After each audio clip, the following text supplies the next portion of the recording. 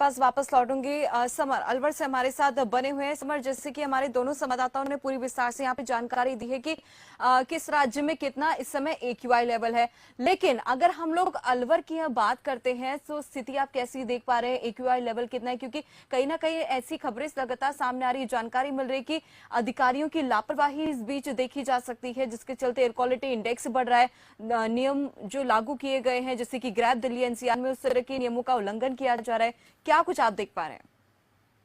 जी दीपाली, सबसे पहले मैं आपको बताऊंगा कि अलवर का जो इस टाइम एयर क्वालिटी इंडेक्स है वो तकरीबन 137 बीती रात रहा है और वो लगातार अगले 2 दिनों तक भी बढ़ने की संभावना बताई जा रही है। और सबसे अहम बात है कि दिवाली के दिन जो एयर क्वालिटी इंडेक्स था वो 300 के करीब चला गया और उसके बाद 1 नवंबर की बात की जाए तो 331 के पार हो गया। तो ऐसे में प्रदूषण का जो लगातार स्तर बढ़ रहा है उसके चलते चिंता का विषय है। और सबसे बड़ी लापरवाही की बात है कि अलवर NCR क्षेत्र में है, ऐसे में सिर्फ ग्रीन पटाखे बेचे जाने की बात थी दीपावली पर, उसकी एक टाइम लिमिट तय कर दी गई थी। उसके बावजूद भी जो अलवर जिला प्रशासन से जुड़े अधिकारी हैं, पुलिस है, इनकी नेग्लिजेंसी रही कि लगातार पटाखों की बिक्री हुई, उस पर रोकथाम को लेकर कोई कार्रवाई नहीं हुई, जिसके चलते जितनी तादाद में आतिशबाजी बिकी उसके चलते पॉल्यूशन का लगातार स्तर बढ़ रहा है। और सबसे अहम बात है कि बात की जाए NGT की तो अलवर नगर निगम की कार्यशैली को लेकर NGT की कोर्ट में भी कई मामले विचाराधीन हैं। कचरे के निस्तारण को लेकर डंपिंग यार्ड में जो कचरा है वो खुले में डाल दिया जाता है। ऐसे में लगातार धूल के कणों का वायुमंडल में बढ़ना लोगों के लिए बड़ी समस्या का कारण है। अस्थमैटिक जो बीमारियों से ग्रसित लोग हैं उनकी सांस लेने में तकलीफ बढ़ रही है और ये बेहद चिंता का विषय है। जी दीपाली, जैसे कि आप बता रहे हैं समर, यहाँ पर कि नियमों का देखिए उल्लंघन किया जा रहा है और बहुत सारी चीजें जैसे कि आप बता रहे हैं, लेकिन ध्यान दीजिए, एक बार जब दिवाली नजदीक आने वाली होती है तो अक्सर टीम की तरफ से छापेमारी की जाती है, दुकानों में अवैध तरीके से बिना लाइसेंस के पटाखे बेचे जाते हैं। तो क्या छापेमारी के दौरान इस कोई बड़ी चीज हाथ नहीं लगी? जैसे अवैध तरीके से जो पटाखे बेच रहे थे वो पटाखे हाथ नहीं लग पाए टीम को हाथ? जी दीपाली, मैं कहना चाहूंगा कि अलवर में पहली बार ऐसा हुआ है कि आतिशबाजी प्रतिबंधित होने के बावजूद अलवर जिले में कोई ऐसी बड़ी कार्रवाई नहीं हुई, जबकि अलवर के समीप जो खैरतल तिजारा जिला है वहां की किशनगढ़ में एक बड़ी फैक्ट्री पकड़ी गई, भिवाड़ी में जो तिजारा क्षेत्र अंतर्गत आता है वहां पर एक बड़ी कार्रवाई हुई।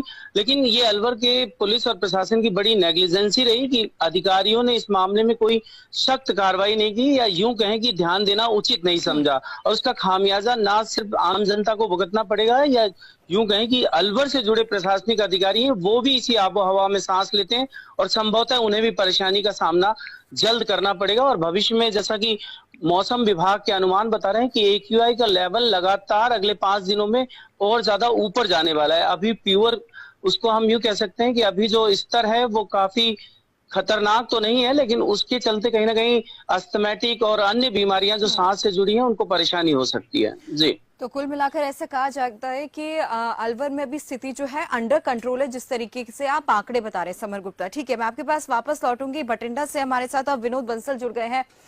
विनोद, जैसे कि हम देख रहे हैं कि पराली जलाने की खबरें जो है अक्सर पंजाब हरियाणा से सामने आती है, तो कितना बड़ा ये मेजर रोल प्ले करता है पराली प्रदूषण के बढ़ने से?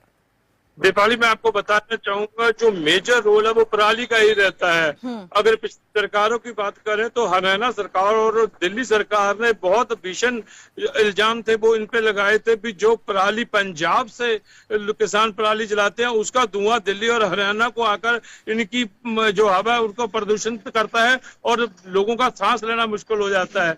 लेकिन दीपाली, आपको एक बात बताना चाहूंगा, इस बार पंजाब की जो सरकार है वो इसके मामले को लेकर बहुत गंभीर है और जितने भी DC साहब हैं और SSP है वो आप जमीनी स्तर पे उतरे हुए हैं। पराली को कहीं पे भी जलाता है तो वहां पहुंच जाते हैं और खुद फायर ब्रिगेड की टीम और पुलिस की टीम लेकर खुद भी आग को बंद कर देते हैं। लेकिन अवेयरनेस कैंप भी पिछले 1 महीने से लगातार किसानों को बुलाकर पराली चलाए जा रहे हैं। लेकिन एक चीज मैं बताना चाहूंगा, जैसे ही अगर बठिंडा की बात करूं तो पिछले दिनों में जो AQI लेवल था, AQI लेवल बिल्कुल 80 या 90 था, लेकिन दिवाली के दिनों में ऑलमोस्ट डबल हो गया है। अगर आज कल की बात करूं तो 177 को आंकड़ा छू गया है, जो ग्रीन जोन से हटकर ऑरेंज जोन में चला गया है। लेकिन जो एक खतरे की बात है लेकिन पटाखा फिर भी आगे से अगर मैं बोलूं जैसे अब बहुत कम, लेकिन आधे से भी कम पटाखा जला है, लेकिन फिर भी अगर देखा जाए तो IQ लेवल डबल कर दिया, तो जब खतरे के इसको और सख्ती से विनोद, और जैसे लोगों कि को आप यहाँ जाने पर की बता रहे जरूरत हैं है। हमारे दर्शकों को, विनोद आप जानकारी दे रहे हैं कि जैसे कि पराली जलने की जो खबरें मिलती है उसके बाद टीम मौके पर पहुंचती है और पराली जो जल रही होती है उसे नष्ट कर दिया जाता है, उस आग को बुझा दिया जाता है। लेकिन बावजूद इसके मामले जो है लगातार बढ़ रहे हैं और आप खुद ही जानकारी दे रहे हैं कि इस समय जो प्रदूषण का लेवल है वो पूरी तरीके से डबल हो गया है, तो कहाँ कमी आप देख पा रहे हैं? देखिए, तो पहले अगर बात मैं करूं, देखिए आगे जो कहूं तो अवेयरनेस बठिंडा डीसी और SSP ने तो उठा लिया। ये जरूरत है प्रशासन को अपने स्तर पर किसानों को समझाने की। पूरे पंजाब में एक ऐसी ही लहर चलानी चाहिए जो किसानों को बुलाकर बताना चाहिए पराली का हल क्या है, पराली को रिसाइकिल करके इससे आगे बेनिफिट लिया जा सकता है, आपके जमीन को बचाया जा सकता है। लेकिन 1-1.5 महीने से अगर बठिंडा में करते, पूरे पंजाब में इसकी जरूरत है। और प्रशासन की कहीं ना कहीं इसको एक अलग से डिपार्टमेंट बनाकर, देखो डीसी और बठिंडा और SSP को और बहुत सारे काम होते हैं, बीच बीच में वो करते रहते हैं, लेकिन इसको मुद्दे को गंभीरता से लेकर इसी पे लोगों को लगाना चाहिए। और सख्ती किया है, कानून किया, पर्चा किया, लेकिन इससे मसला हल होने वाला नहीं है। इसका हल तभी निकलेगा जो किसानों को समझाया जाए और वो समझ आए, और उनको समझ आए भी हमने करना क्या है। वो अगर मैंने किसानों से बात की तो उनका कहना है भी ये सिर्फ पेपर वर्क में रहता है, हम क्या करें, हमारे फसल बीजनी है, एक तरफ फसल को बेचना है, मंडियों में बुरा हाल है, दूसरी तरफ हमारे खेतों में आगे की फसल के लिए तैयार करना है। इसका एक परमानेंट सोल्यूशन कोई ना कोई निकालना चाहिए जिससे किसान का नुकसान भी ना हो और पराली जलाने से बचा जाए और प्रदूषण से बचाए, और जो सरकार है उनकी जरूरत भी कम हो। कहीं ना कहीं और बहुत काम करने की जरूरत है इस विषय पर। बिल्कुल, क्योंकि एक बीच का रास्ता निकालना इस समय बहुत ज्यादा जरूरी हो गया। विनोद बंसल, मैं आपके पास लौटूंगी। जितेंद्र, मैं आपके पास यहाँ पर आना चाहूंगी। जैसे कि विनोद बंसल ने ये क्लियरली कहा है कि किसान कह रहे हैं कि उन्हें आगे की फसल के लिए तैयारी करनी होती है, इसलिए वो पराली चलाते हैं, और वही सरकार जो है मना कर रही है कि पराली बिल्कुल भी ना चलाएं क्योंकि प्रदूषण का लेवल जो है वो लगातार बढ़ता है, और आप अभी देख भी रहे हैं। लेकिन बीच का रास्ता इसमें निकालना जरूरी है। अगर हम हरियाणा सरकार के कॉन्टेक्स्ट से बात करें तो क्या कुछ एहतियात कदम यहाँ पर उठाए गए हैं और प्रशासन की तरफ से भी, क्योंकि एयर क्वालिटी इंडेक्स तो अभी भी लगातार बढ़ता जा रहा है, खराब श्रेणी में है। हाँ बिल्कुल दीपाली, मैं बताना चाहूंगा इसको लेकर कहीं ना कहीं सरकार जो सतर्क हुई है, उसको लेकर के 19 जो अफसर हैं उस पर FIR भी दर्ज की गई है। वहीं किसानों की बात करें तो हरियाणा के अंदर 857 जो किसान हैं उन्होंने अब तक जो पराली यहाँ पर जलाई है, और उस ज्यादातर आंकड़ा अगर बात करें तो सबसे ज्यादा 4000 से ज्यादा जो पराली जलाने के मामले वो पंजाब से हैं। अगर हरियाणा की बात करें तो 877 में से सबसे ज्यादा है। अगर बात करें कुरुक्षेत्र है, अंबाला है, उस तरफ के जो एरिया है उस साइड जो सबसे ज्यादा पराली जलाई, जिसको लेकर सरकार ने सख्त कदम उठाए। वहीं जो अफसरों की बात कही, 19 अफसरों पर FIR दर्ज की गई है। वहीं जो अफसर हैं निलंबित भी किए गए इस चीज को लेकर के। इन सब चीजों को लेकर सरकार कहीं ना कहीं सतर्क है। इसी को लेकर के तमाम जिला उपायुक्तों को निर्देश दिए गए हैं, सख्त आदेश दिए गए हैं कि पराली जहां जल रही है और उस पर जो है कार्रवाई की जाए, और उसको लेकर के किसानों पर ज्यादा से ज्यादा जिस तरह से केस दर्ज किए जा रहे हैं, वहीं जो है क्योंकि जिस तरह से केस दर्ज किए गए तो उसके सख्त होने के कारण ही किसान कहीं ना कहीं लामबंद होने की भी कोशिश कर रहे हैं। और इसी के चलते जो कुरुक्षेत्र में जो अगर मैंने कहा कि कल जो है पंचायत होने वाली है, उसमें क्या फैसला होगा वो देखने वाली बात होगी। लेकिन फिलहाल जिस तरह से सतर्क सरकार है उसको लेकर अधिकारियों को सख्त निर्देश दिए गए हैं, पराली कम से कम जले, क्योंकि लगातार जो पोल्यूशन बढ़ रहा है उससे आम जो बीमारियां हैं वो फैल रही हैं, वो ना फैले। इन सब चीजों को लेकर सरकार जो सतर्क हुई है, वहीं किसान भी सतर्क है। वो चाह रहे हैं कि किसान जो पराली ना जलाए, लेकिन जो आने वाली जो फसल है उसको किस तरह से तैयार किया जाए, क्योंकि जो मिट्टी है उसको तैयार करने के लिए जो पहली जो फसल धान की कटाई हो उसके बाद जो है उसको कहीं ना कहीं जो सुविधा जो समाधान उसका हो, उसके बाद जो आगे की फसल जो है उसने बोनी है, उसको लेकर भी किसान चिंतित है। लेकिन उसका समाधान क्या बीच का रास्ता निकले, इसको लेकर सरकार ने तो सख्त कदम उठा लिए। वही किसान भी जो है उसको लेकर के पंचायत भी कर रहे हैं। तो क्या मामला निकल करके सामने आ गया, क्या सरकार इसका और कोई समाधान इससे आगे करेगी? हालांकि सरकार ने जो योजनाएं जो बनाई है, जो नीतियां बनाई हैं, उनका कह रहे हैं कि सरकार की जो नीतियां किसान उनका ज्यादा से ज्यादा फायदा ले। इस पराली प्रबंधन की जो योजनाएं हैं उसका पूरा भरपूर फायदा उठा करके पराली का समाधान करे और जी। वही जो अगली फसल की तैयारी भी करे। लेकिन अब जिस तरह से, क्योंकि एरिया जो रोहतक के आसपास का एरिया, अभी धान की कटाई अभी बाकी है, धान की जो कटाई है वो चल रही है, उसके बाद जो आगे जो फसल गेहूं की है या दूसरी फसलें, उनकी भी बुआई जो कहीं ना कहीं करनी है किसान को, तो उसको लेकर के वो चिंतित है। तो इसी के समाधान के लिए सरकार पूरी तरह से सतर्क है और वहीं किसान भी चिंतित है। तो इसका समाधान कहीं ना कहीं जो सरकार आगे निकालेगी, और इसको लेकर के सुप्रीम कोर्ट में आज जो है कहीं ना कहीं अफसरों ने जो उसका जो है बयानबाजी करनी है, आज क्या कुछ उस सरकार की तरफ से देंगे, वही किसान भी जो दूसरी तरफ से जो है क्या इस बारे में आगे सोचेंगे, इन सभी चीजों का समाधान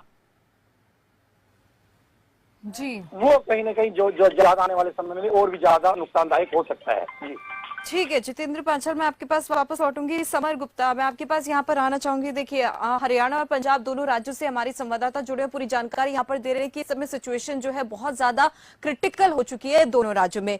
लेकिन अलवर की जैसी स्थिति आप बता रहे हैं इस समय अंडर कंट्रोल है कहीं ना कहीं, और 200 के नीचे AQI लेवल है। आगे सिचुएशन और ज्यादा खराब ना हो, इसको लेकर क्या कुछ तैयारियां की जा रही, क्या कुछ एहतियात कदम उठाए जा रहे हैं?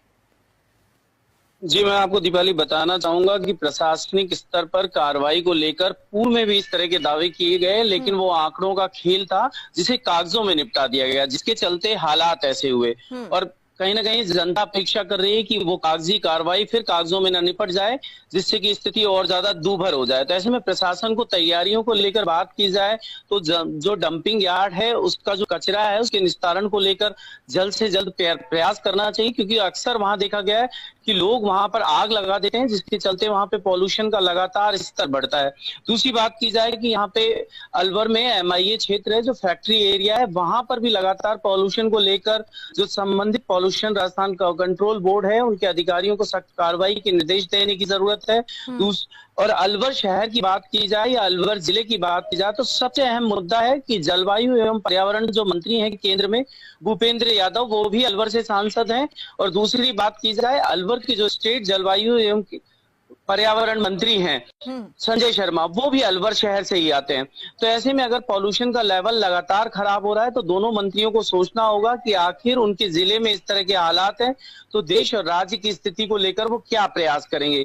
तो संभवतः उन्हें बेहतर प्रयास करने की जरूरत रहेगी और देखने का विषय रहेगा कि प्रशासन उनकी निर्देशों पर किस तरह की पालना करता है। चूंकि अलवर नगर निगम के आयुक्त हैं, वो अभी नवनियुक्त आयुक्त हैं, तो उनके पास जब भी इन सवालों को लेकर बात की जाए तो वो ये कह देते हैं कि अभी मैं आया हूं, जल्द कार्रवाई की जाएगी। लेकिन देखने की प्रक्रिया कहीं जनता के लिए दूभर न बन जाए, ये बड़ी बात है। जी दीपाली। जी असमर, जैसे कि आप यहाँ पर बता रहे कि कागजी कार्रवाई यहाँ पर की जा रही है, जमीनी स्तर पर धरातल पर सिचुएशन कुछ और है, धरातल पर चीजें कुछ और दिखाई दे रही है। लेकिन देखिए सरकार की तरफ से, मंत्रियों की तरफ से तो अपने स्तर पर वो हर पूरी कोशिश करे, संभव कोशिश करे, जागरूकता फैला रहे हैं लोगों के बीच, किसानों के बीच, और ताकि उन्हें लोगों को दिक्कत ना हो। लेकिन यहाँ पे जो पेच फंसता है ना कहीं अधिकारियों को लेकर है, क्योंकि अधिकारियों की तरफ से लापरवाही देखी जा सकती है। तो जो अधिकारी लापरवाही कर रही हैं उनके खिलाफ क्या कुछ एक्शन लेने की तैयारी है?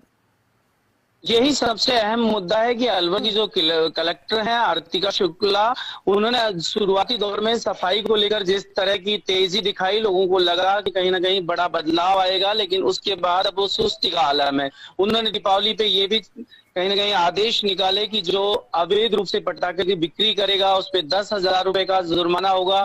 टाइम पीरियड जो 8 से लेकर 10 बजे तक का था, उसके बाद कोई आतिशबाजी चलाएगा तो जुर्माना हुआ, लेकिन कार्रवाई कुछ नहीं हुई। समर, अभी कितने मामले दर्ज हुए हैं अलवर में? वही बताना चाह रहा हूँ कि जमीनी स्तर पर इसकी कार्रवाई की अगर बात की जाए तो वो शून्य नजर आ रही है, क्योंकि अलवर में ना तो इस तरह की अभी तक कोई जुर्माने की कार्रवाई हुई है पॉल्यूशन फैलाने को लेकर। ये जरूर है कि नगर निगम द्वारा कचरा फैलाए जाने को लेकर तकरीबन 67,000 रुपए का जुर्माना वसूला गया है, लेकिन आतिशबाजी या पॉल्यूशन की इस तरह की कार्यशैली को लेकर कोई प्रयास नजर नहीं आ रहा है।